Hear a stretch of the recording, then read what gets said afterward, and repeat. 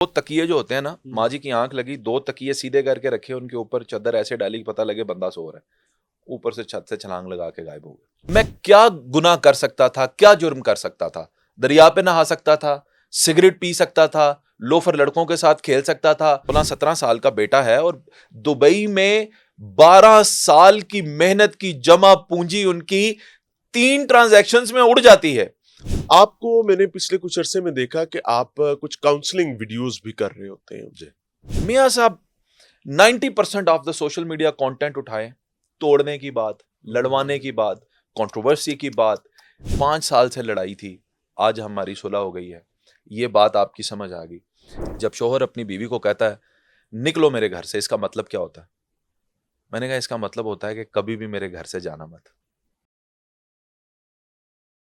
आसिफ भाई, एक बड़ा मसला आपके खासतौर पर जिले की बात की जाए या आपके दाएं बाएं जिले की बात की जाए, आपने इसका हवाला दे दिया तो मेरे जहन में बात आ गई। बाप जो है वो अपने अमूर खानादारी और अपनी जिम्मेदारियों के लिए, घर का ज़ाहिर है वो ब्रेड अर्नर होता है, अगर परदेश चला जाता है तो बच्चे जो हैं पीछे वो खराब हो जाते हैं। जी बच्चों के लिए बाप का साया, बाप की मौजूदगी, बाप का डंडा जिसे कहते हैं, वो जी बाप की जो आंख है ना, वो मेरे तो अब्बा की आंख मुझे बता देती थी कि भाई जी हो गया काम।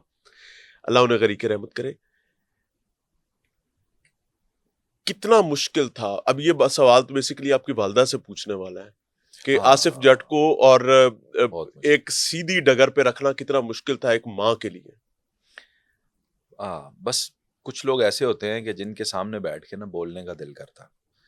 अनटोल्ड स्टोरीज हैं जो मैं आपके साथ शेयर कर रहा हूँ।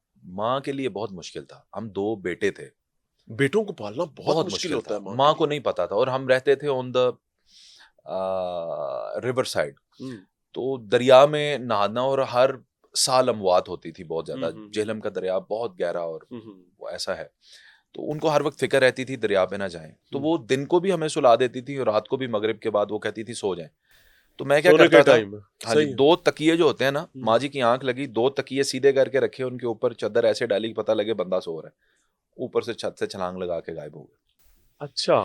और गए किधर हैं? दरिया में। अब दोस्तों के दरिया साथ। में नहा के आए हैं, रात को फिर मार मार पड़ जानी है। माँ ने कैसे पता चलाना कि दरिया नहाए हो या नहीं? सर में रेत होती थी सर। हाँ, माँ के ट्रिक, उन रेत किथों कड़ी ऐसी। हमें तो नहीं पता था, तो माँ को पता था। माँ के लिए बहुत मुश्किल था। लेकिन मियाँ साहब, वो दौर इसलिए कट गया कि आप सोचें, ज्यादा से ज्यादा मैं क्या गुनाह कर सकता था, क्या जुर्म कर सकता था? दरिया पे नहा सकता था, सिगरेट पी सकता था, लोफर लड़कों के साथ खेल सकता था, वीडियो गेम्स खेल सकता था। वीडियो गेम उस टाइम की बड़ी बुराई समझी जाती बहुत थी, बड़ी जो कि बुराई एक। थी और हमने की, हाँ वीडियो गेम्स खेली। हाँ आप मुझे ये बात बताएं कि उस वक्त ये सारी बुराइयां हमने की, हम फिर भी नहीं बिगड़े। उसकी वजह यह है कि लिमिट ये थी, हाँ। लिमिट ये थी। मां नहीं रोक पाई, हम्म। लेकिन माशरे ने एक जो सेट लिमिट कर रखी थी बुराइयों की, वो यही थी। आज मियां साहब, ओ मेरा और हो आपका हो बेटा हो हो, अल्लाह ताला आज ताला। एट द एज ऑफ 5 और 6 यहां पाकिस्तान में बैठ के बरतानिया के अंदर कोई दहशतगर्दी कर दे, मैं आप क्या कर सकते हैं? अस्तगफुरुल्लाह। उनके पास एक्सेस क्या है? मेरे पास एक वालिद आते हैं जिनका तकरीबन 16-17 साल का बेटा है और दुबई में 12 साल की मेहनत की जमा पूंजी उनकी 3 ट्रांजैक्शंस में उड़ जाती है। और वो मेरे पास आके हाथ जोड़ते हैं बैंक जुआ वाले। खेल लेते हैं। सर सुने, वो हाथ जोड़ के कहते हैं मेरे ये पैसे वापस ले दो, ਇਹਨਾਂ ਨਾਲ मैं इस मुंडे ਨੂੰ बुलाना सी ते छोटी जी कोई जमीन लेनी सी। तो मैंने कहा ये तो बैंक ट्रांजैक्शन हुई है, ये तो घर में किसी का। उन्होंने कहा नहीं है, मेरे पुत्र को ही होता है। वो कह रहे नहीं अंकल, मैंने तो ये किया ही नहीं है, ये हमारे हैक हुए हैं, बैंक वाले मान नहीं रहे, ओटीपी नहीं आया, फलान ढमका। मैंने सर इलाके के एसएचओ साहब को बताया, वो पास ही थे कहीं, वो भी तशरीफ ले आए। सर उन्होंने 5 मिनट बच्चे से प्राइवेट में इन्वेस्टिगेशन की। बच्चा कहता मैं पैसे ट्रांजैक्शन की तरह। सर आप देखें कि आज के बच्चों के हाथ में इख्तियारात क्या है और मेरे आपके हाथ में क्या इख्तियारात थे। आज बाप सर पे, सिर्फ बाप का होना जरूरी नहीं है सर, बाप का फुली प्रिपेयर्ड एंड अवेयर होना ज़हनी बहुत तौर पर जरूरी। तैयार होना बहुत जरूरी। यस। मेरे अब्बा जी कहा करते थे मेरी वालिदा को, अल्लाह ताला वालिद साहब को गरीक रहमत करे, कि वालिदा से जब भी बात होनी ना तो अल्लाह उन्हें सलामत रखे, तो वो कहती थी मेरे पुत्र बहुत अच्छे थे, मेरे पुत्र यूं थे। वो अब्बू जी कहते थे कि तेरे ही पुत्र नहीं ने, मेरे भी पुत्र ने, ते इन्हां दा मेरे तो पूछया कर। वालदा कहती थी नमाज पढ़े होना, मेरे बड़े भाई लंदन होते थे तो बड़ी कहते थे अम्मी कहती थी नमाज पढ़े होना है, ये कर रहे होने, फोन नहीं उठाना। बड़ी कहते पुत्र मेरा भी है। मुंडियां ते कुड़ियां दा एक फर्क है। ये उस टाइम की बात है जिस टाइम पे एक्सेस नहीं थी, यस, मुल्ला की दौड़ मस्जिद तक। तो आज तो आपका बेटा या बेटी आपके साथ है और उसका मोबाइल आपके साथ के बिस्तर में लेटा हुआ है और आपको नहीं पता वो दुनिया के किस कॉर्नर में है। सो अल्लाह ताला पनाह अता फरमाए। यस। आपको मैंने पिछले कुछ अरसे में देखा कि आप कुछ काउंसलिंग वीडियोस भी कर रहे होते हैं। जी। इस स्पेसिफिक जॉनरा में आने की जरूरत क्यों पड़ी है? बहुत ही प्यारा सवाल आपने पूछा। और ये जो काउंसलिंग वीडियोस है ना, ये हम सिर्फ उन लोगों के लिए बनाते हैं जो मियाँ साहब जिन घरेलू टेंशन जिनमें ज़्यादा चलती है और लोग एक दूसरे से लड़ते हैं। ये इस टाइम सबसे बड़ा अजाब है। अजाब। मियाँ साहब इसकी ज़रूरत इसलिए महसूस की कि मैंने अपनी ज़िंदगी से और अपने उस्ताद से एक चीज़ सीखी। रात के 3 बजे हैं, मेरे उस्ताद मोहतरम हैं, उनको फ़ोन आता है कि किसी के घर में ये मसला है। अल्लाह ताला की ये बहुत बड़ी नेमत है, मैं समझता हूँ, कि आपको लोग अपने घर के मामलात में इन्वॉल्व करें। बड़ी और बात। वो उस घर में सिर्फ कदम रखते हैं, 2 बातें कहते हैं, 2 भाई आपस में जफ्फी डाल लेते हैं। हाय हाय। इसने इतना इंस्पायर किया मुझे, मेरा दिल चाहे कि मैं ये काम करूं, कि हम लोगों को जोड़ सकें।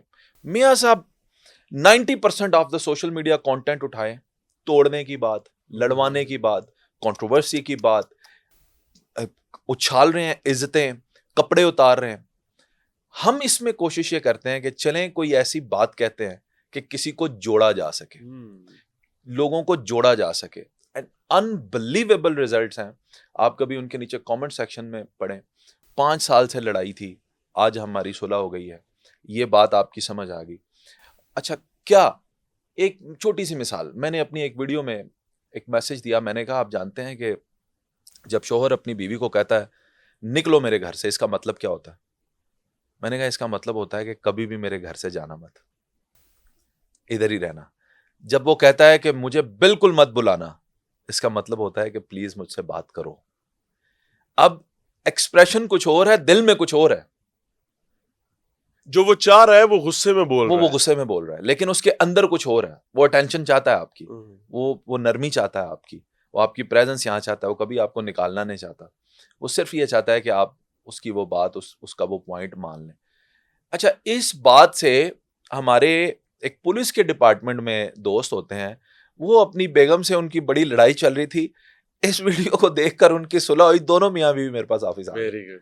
मैं कहा ये तो अडिया वीडियो देख के आप बताएं मियाँ साहब, कितनी खुशी हुई उस टाइम, अल्लाह का ये शुक्र अदा ये किया। ये वो वजह है कि हम उसमें ये बात कहते हैं। और क्योंकि मैं मेल हूं, आप मेल हैं, हमारी मेल ऑडियंस ज्यादा है, तो क्यों ना मैं मर्दों को ये समझाऊं कि भाई गुस्सा छोड़ते हैं, भाई मोहब्बत से डील करते हैं, भाई बीवियों को प्रिंसेस ट्रीटमेंट भी देते हैं, भाई बीवियों को भी काम करने का हक देते हैं, भाई बीवियों को प्यार से भी रखना होता है। भाई बीवी की ये जिम्मेदारी नहीं होती, भाई बीवी को प्राइवेट स्पेस चाहिए होती है।